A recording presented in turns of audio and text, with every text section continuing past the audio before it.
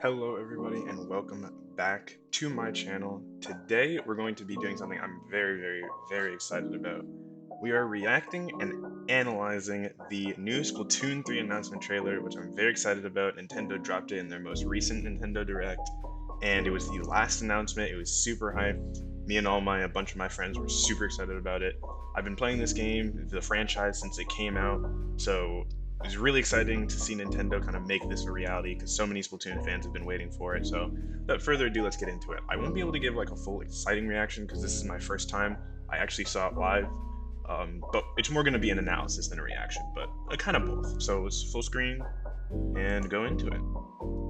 I might pause here a bit too. So first we have this outlook of a desert, which just looked like another game. It didn't look like Splatoon, and it still doesn't.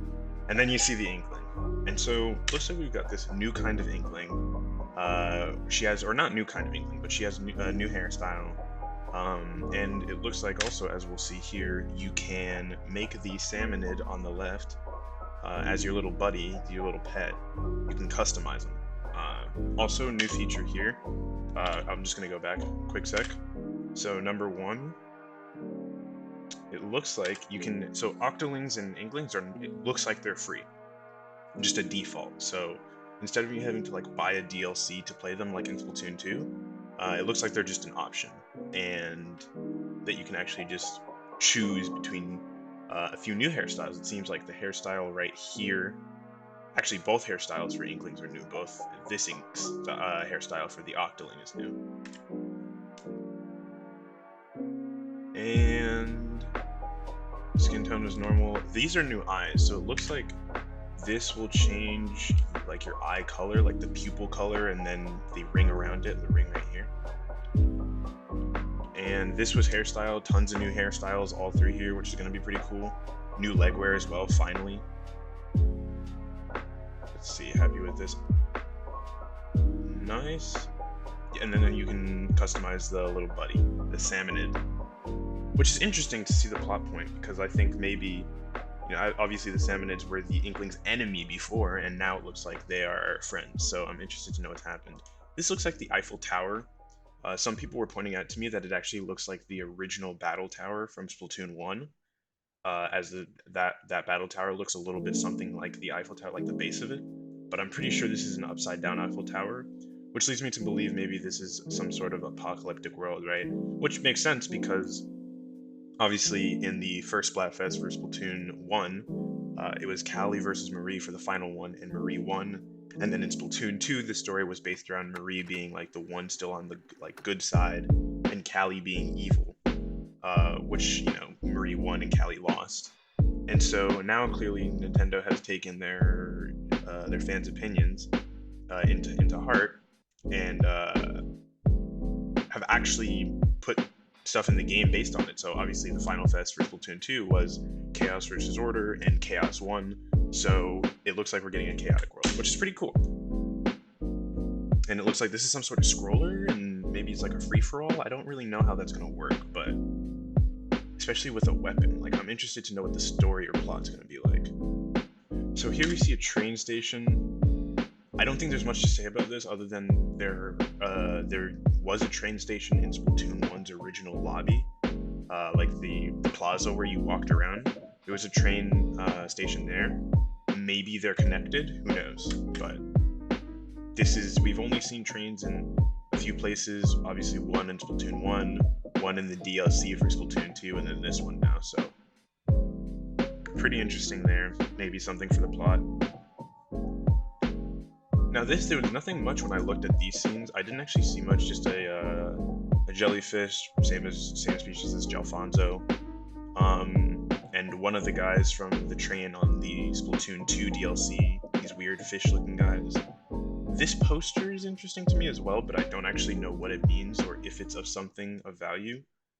But it's kind of hard to tell whether that's like a jellyfish, because it kind of looks like it has tentacles down here, or if it's an Inkling. But judging by the fact that it has headphones and this kind of looks like a face, I'm assuming it's an Inkling, but who knows? Yeah, I don't really know what that is. We got some more other symbols, some stickers in the classic Splatoon fashion. like we got new hero gear as well, like new base gear. So this is what I was really excited about. Here's a plaza. This is a new plaza anyway. There's going to be tons of apartments. So it looks like we're getting new stores as well. As you can see, there's a store. It looks like you'll be able to go in here. Potentially you'll be able to go in here maybe. This looks like it could be the new mailbox system. Like the one in Splatoon 2 right now that allows you to post drawings into, you know, the Splatoon 2 plaza or whatever. The post will show up all over maps or above your character in the plaza. Maybe this is taking the place of that. As Miiverse is gone, so it won't default to Miiverse anymore. More stores. Pig Store was just there as well. That's the new, I'll go back real quick. That's the new Battle Tower.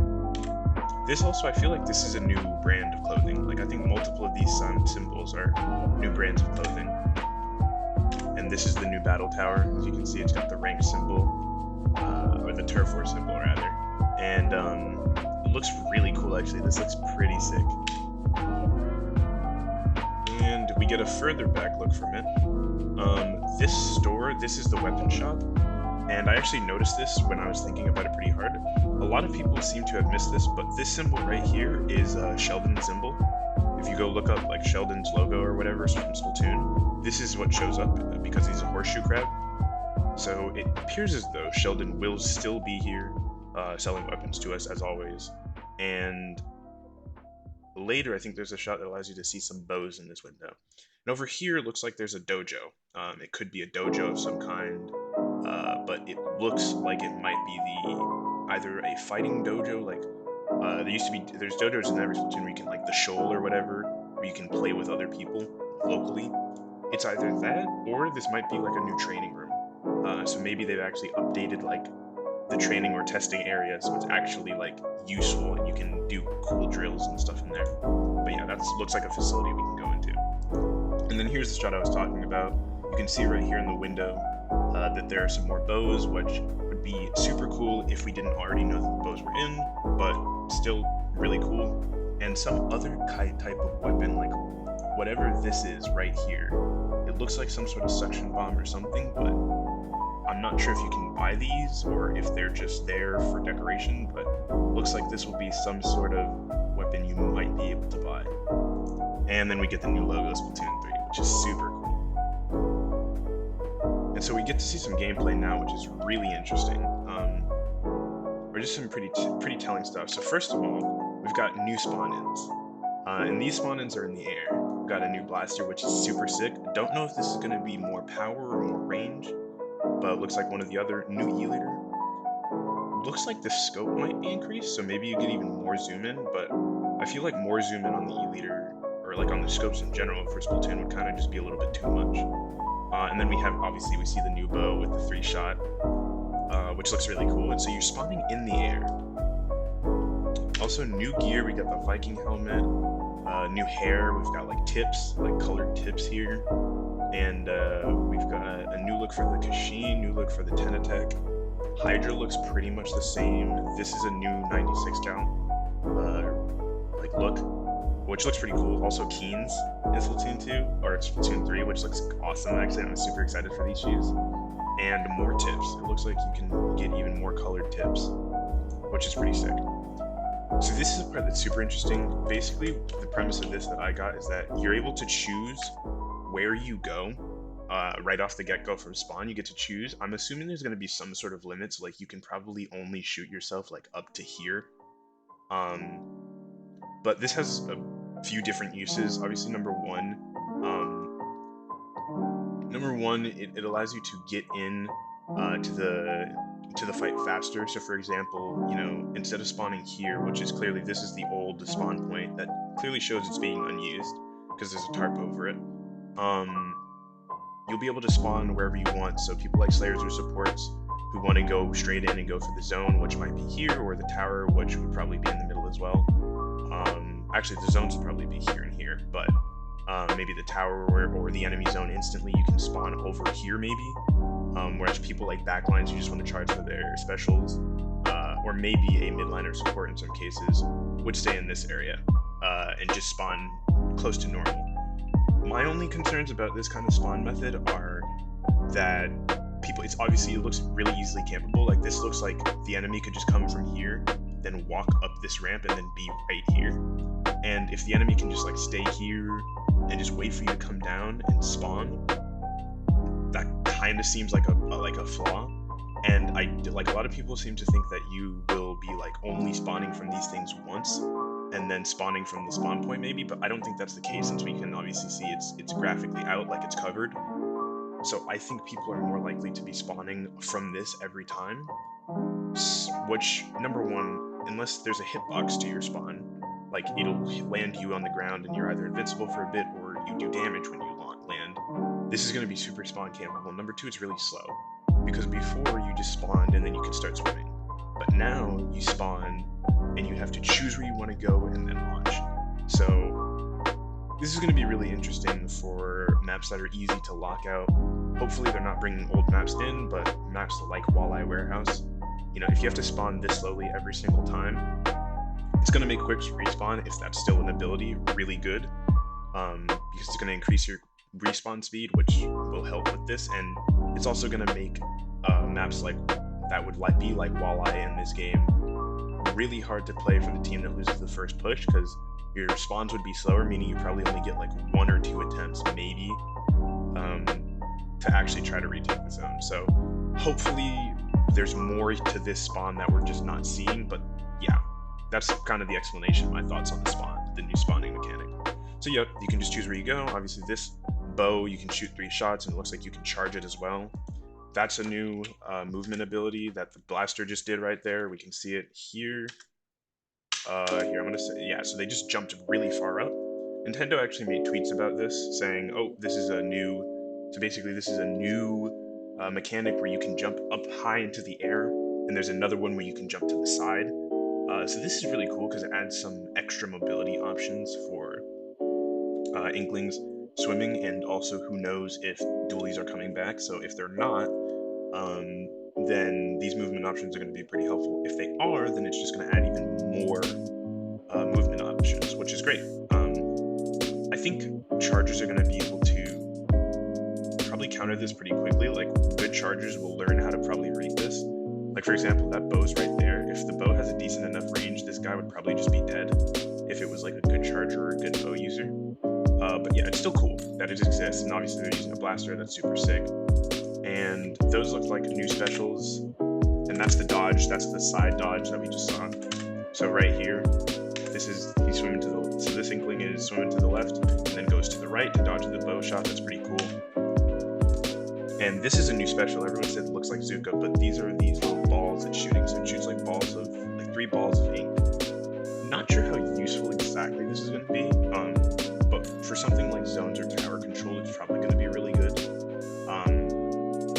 Actually, maybe just for 3 of the ranked modes, like everything except for clan, probably this will be really good because you can target the Rainmaker over slopes or just shoot straight at him. You can target the tower, which is really small, and you can target the zone, so that seems like it actually might not be bad. And then the rays there. They were shooting, I think these are gonna, some people are saying mini killer whales, some people are saying stingrays. Honestly, these look like things to me that do damage, but don't paint. As we can see, like, where they're not painting the green, it looks like they're just shooting. It seems like potentially this is a special in that maybe it tracks the opponent itself, or it just shoots in a line, but it's kind of like moving around, so I feel like it would track the opponent and shoots 2 beams per opponent maybe, or something like that. But I don't really know what that special is, and I can't really tell from there. But it looks like a mix between Stingray and Killer Whale, just no painting, and your opponent can't control it. This is T-Tech and new ink packs we can see as well. And this is the line for bombs, so still tank 70% of your ink tank to launch a bomb. And this is obviously a new map. I also haven't pointed this out. New E-Leader. I want to point this out because this was pointed out in some videos, but a lot of people seem to be missing this. So this right here, if you pay attention to this side of the screen, this is a Kashin. You can tell by the type of shots they're about to do. And as you can see, that was a Kashin shot right there. Like, not Kashin, but a machine, a splat machine. This is huge range. This guy is off screen, and they're doing they're launching their ink this far. This is actually pretty crazy, considering the fact that machines probably only had from like here to maybe here before, and now it appears that they have like from here to like all the way over here.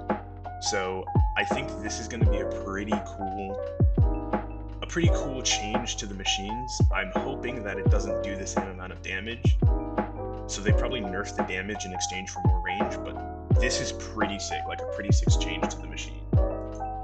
And this is just blaster. This goes really fast as well. They're just launching and shooting.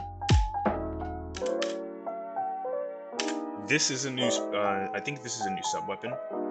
Some people are saying it's a special, but I feel like it's a sub that you throw and then it comes out and it's a turret that moves. So it seems like it would be something like a mix between Seeker and Autobomb, where it tracks your opponent, but it also shoots. So maybe it like tracks your opponent and shoots while it's tracking your opponent. It looks like it has 3 areas it can shoot from, so 1, 2, 3. This is probably going to be a pretty annoying special, especially for things like chargers, because chargers probably won't even be able to just like one-tap it. So if Object Shredder, which is an ability that allows you to break things like beacons or armor faster, Armor Shredders, if it's still in the game, it'll probably be pretty good, and maybe even used on mid lines and back lines, just because of this kind of thing. Because if you throw this in a snipe position, this is going to annoy the heck out of the enemy backline. So just something to consider there. This looks like Inkzuka, a mix old Inkzuka, but modified, and this is just the 3-ball thing we saw earlier. And there you go. We get back into the ink. 2022, so we get Splatoon 2 or Splatoon 3 in 2022, which is great. So this is the trailer. Super exciting. I think there's going to be a lot of new stuff, and obviously I think there's so much more that we're just not seeing from this trailer. This is my reaction, and more so an analysis of the trailer, and what I think about it, and my opinions on certain things, as well as things I noticed that maybe everyone else didn't notice. But yeah, I think it's going to be really fun. I'm super excited that it's coming out. And obviously, like when we saw the trailer for Splatoon 1, like the original maps, they changed. The original weapons and some graphics and things like that, they changed. Splatoon 2, we saw dualies, you know, and that was cool. And we saw that you could like hold your charge. But we didn't know that hammer was going to be a thing. We didn't know that Booyah Bomb was going to be a thing. We didn't know that, you know, main power-up was going to be a thing. Like, all these things came out after. We didn't even know DLC was coming out. So when you see the initial trailer, know that there's so much more. I think we can expect Nintendo to release more information along, like, throughout this year. And since they said 2022, every Splatoon's come out during the summer. So I'd assume that Splatoon will probably be coming out either late spring or early summer of next year, which would be pretty exciting. So I think we're just going to have to look forward to more information from Nintendo, probably one of their Squid Research Lab info videos they do that's around 40 minutes long, probably explaining everything in the game, and that'll be pretty cool. But yeah, so that is my reaction, guys. Thank you so much for coming out and watching. I hope you enjoyed it. I'm going to try to edit this video for the first time. I'm editing actually my videos instead of just doing like a one-shot take. But yeah, this is my opinion on Splatoon 3. I'm also getting a capture card soon, so I'm going to be doing Splatoon videos soon over on my Twitch channel, so you can go check that out, twitch.tv/ZazzaTheLight, and I will put the link in the description down below. I'm at 25 followers right now, but I would love to hit 50. So if you guys can head over there and follow me there, that would be great. Sub to the channel and like the video if you like it. And I will talk to you guys in the next one. Stay safe and healthy wherever you are in the world. Bye-bye, guys.